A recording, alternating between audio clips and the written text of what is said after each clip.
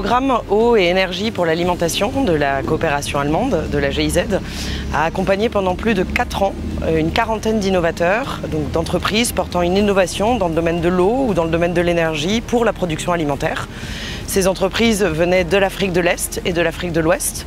On a environ une vingtaine de pays représentés dans le cadre du programme.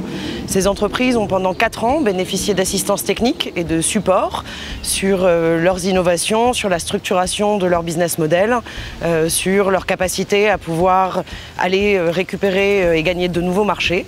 Avec le programme We4F, nous avons eu d'abord à travailler en fait, sur un plan sur 2 ans qui devait nous amener en fait, à étendre notre zone géographique, à améliorer notre produit et surtout aussi à faire grossir en fait, notre boîte en termes de chiffre d'affaires et en termes d'impact. Nous sommes passés en fait de 180 utilisateurs à plus de 420 utilisateurs de notre produit. Nous avons réussi en fait à passer de 11 communes de commercialisation à plus de 24 et ensuite nous avons pu passer en fait d'un appareil de production d'une capacité de 1 tonne par mois à 1 tonne par jour.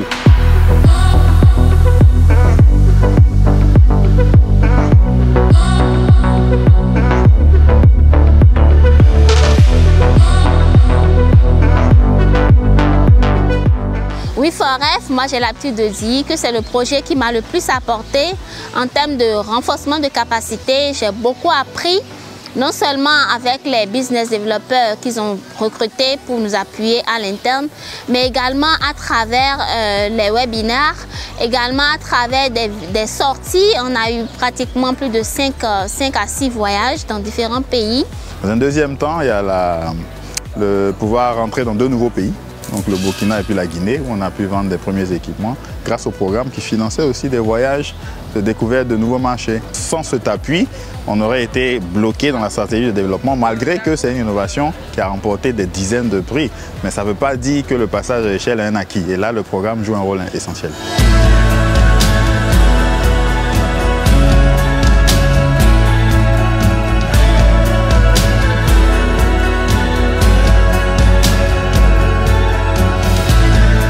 Le programme We4Food a 2 composantes. Il y a le côté financier, le côté appui technique.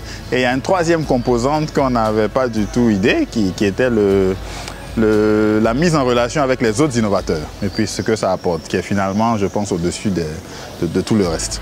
We are talking of innovators who have you are kind of dealing on the same scope of business, so you are experiencing the same sort of challenges, and when you come to events like this, you find that their challenges, they have solutions to your challenges, you have solutions to theirs, and that has really been good for us.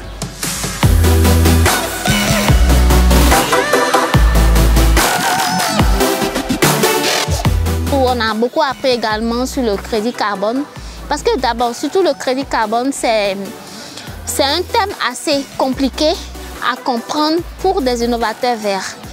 We are now moving towards that phase of reaching to now beginning to monetize these carbon credits and be able to get access to these carbon credits, and then also crowd in the third-party farmers that we are working with so that they are also able to benefit from this. So yes, that is what We4Food has helped us. They've put us on a journey and we are really privileged to have worked with them.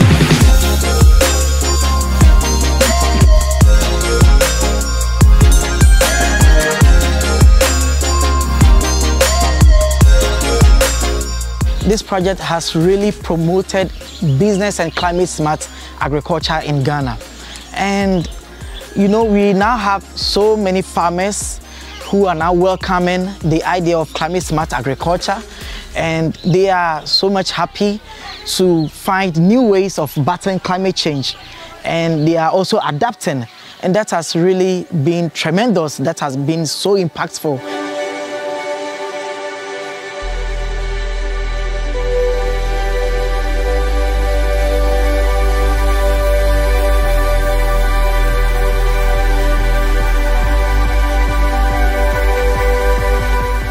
On a un petit pincement au cœur, mais on sait que ce n'est pas la fin parce qu'on a quand même reçu beaucoup d'outils qui nous permettront de bien faire fonctionner nos innovations.